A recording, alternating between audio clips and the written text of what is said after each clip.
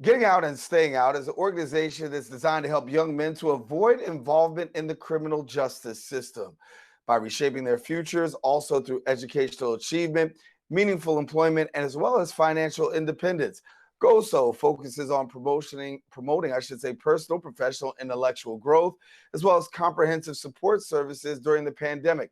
The big question is, how has the organization adapted to providing its programs through COVID-19 and navigating right now? Here to join us right now is Dr. Jocelynne Rainey, who's the president of GOSO, and we're glad to have you, Dr. Rainey. Thank you so much for having me. I'm especially excited to be on BronxNet because so many of our participants are from the Bronx. So really appreciate telling our story here today.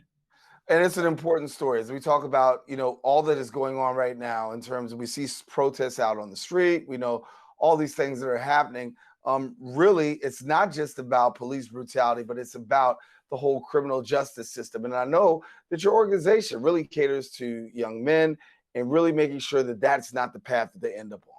Exactly. So GOSO does serve young men between the ages of 16 and 24. The majority of the young men that we serve are young men of color. Many of them are from the Bronx and Harlem. We do serve across all 5 boroughs, but of course we have a certain catchment area, which ends up being the Bronx and Harlem. GOSO was started 17 years ago by a man named Mark Goldsmith. Mark went to Rikers. He met the young men at Rikers, and he thought that there, for the grace of God, is me, and thought like, how could he help them to how could he help them once they were released in order to be able to connect to jobs and education. And that was how GOSO was started. And 17 years later, in January, I took over as CEO and president of GOSO. Amazing. And so you guys do a great job of providing services to the community. Let's share a little bit about some of those services that you actually provide. Okay, so GOSO works with over 1,000 young men, and the work that we do primarily is helping them to acquire the skills and the support that they need in order to be successful. We have programs on site, education programs for them to get their high school equivalency diploma, also programs for them to move into the labor market. We have a stipend internship program, and we have a job readiness curriculum that every one of our young men go through in order to help to prepare them for interviews, workplace norms, those kinds of skills that you need in order to be successful. We also have a program called SAVE. SAVE is a cure violence program. We are particularly proud of that program because the folks that run that program are credible messengers. They're from the community that they serve.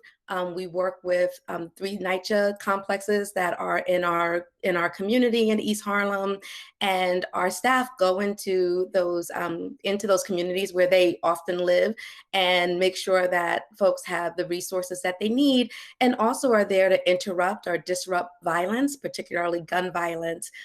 We also provide programming for the community. We have game nights. We are currently giving out PPE.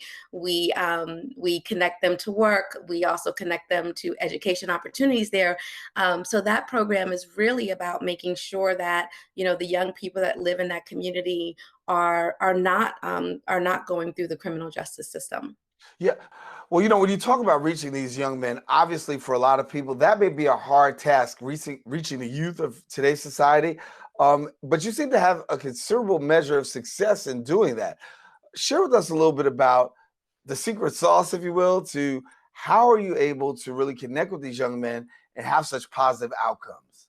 I think the secret sauce is that GOSO literally meets our young men where they are. We meet them there literally and figuratively. We provide services that work with them on their emotional well-being. We also work with a lot of young men who are detained. They've been detained in Rikers, other juvenile facilities. We work with young men that are in prisons upstate as well. And that, our team actually goes to those spaces and works with the young men in order for them to know that when they're released, that they can come to our offices and work with us more towards towards reaching their goals once they're released. And oftentimes they tell their friends about GOSO. Our doors are always open. I think that, the majority of our staff being licensed social workers is really important to the success of GOSO. So what they work a lot on are the trauma and the emotional needs that the young men need in order for them to be successful in all of our other programming. It's an amazing program. We also make sure, which I think is really important as a mother of two young men myself, we make sure that there's food always in our refrigerator and there's a place for them to fellowship with each other. So as we're trying to do this really important programming that happens in our site, we also understand that we have to be able to serve the whole person in a way that helps them to be more successful once they leave GOSO.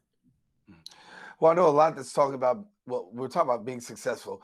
One of the things about success comes with by way of after incarceration, right? I want to talk about incarceration for a moment because a lot of people do suffer from incarceration, mass incarceration. I know that something's being dealt with, prison reform that's being tackled. We know the governor and legislators are always attacking that.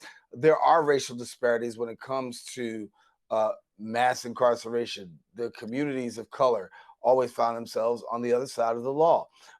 Give us a little bit about your work and your beliefs when we're talking about these racial disparities, because as we're talking about fixing things, this is one area that needs a strong fixing.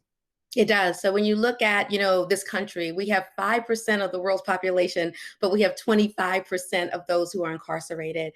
That's huge. And when you look at, that young African American men are 5 times more likely to be incarcerated than white men, that we have to look at what are the systemic racial issues that are happening in our country that causes that. So you think about the majority of the guys that we call them the guys, that go through our program, you have to also recognize that they come from communities where there are real socioeconomic issues, where they're going to the schools that are the least resources, they live in the communities that have the least resources. And then, they're ending up in situations where they are having interactions with the police and with the law. I think that the issue is that we have to really keep our foot on the pedal around bail reform and criminal justice reform, because when I talk to the young men that I serve, what I recognize is that, many of them end up being detained or incarcerated, or mostly detained for long periods of time because they're not able to, acquire bail. Right. So Right. bail reform is really, really key. Like what one of our young men may be detained for at Rikers for several months, sometimes years, is something that someone who was able to obtain bail would be let go for. So these things are really important when we talk about racial disparities. And then the other issue is thinking about why we have social workers and why it's so important to deal with the trauma and the emotional issues is that, there is incarceration induced mental illness, right? Like being incarcerated, being contained. That does cause mental illness. So all of these things have to be fixed in order for there to be real change in the criminal justice system. There has to be an understanding that people who are who don't have the resources, don't have the socioeconomic means, don't have the networks, are going to have a different outcome if they're in this situation. So those are really key things, and really you have to look at why is it that young men in the age group that we work with, 16 to 24, are more likely to have a police interaction if they're a young man of color than if they were white. Like one in 3 are going to have an interaction with the police, and what does that mean?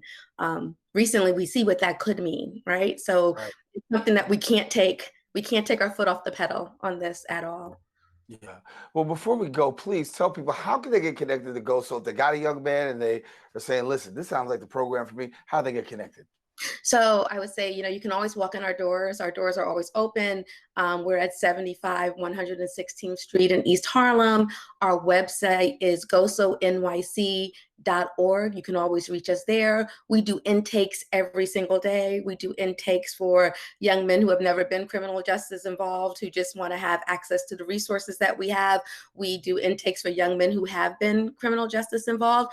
And we also will work with young men who are incarcerated if they're within our age group. So we are, we're always there, and this is work that we want to do and we feel proud of.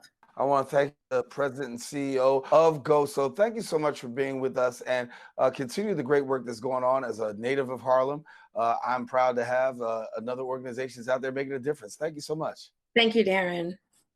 All righty, Dr. Jocelynne Rainey, our guest here on Open. Listen, we got more show coming up, so we encourage you to stay with us. We are coming right back right after this.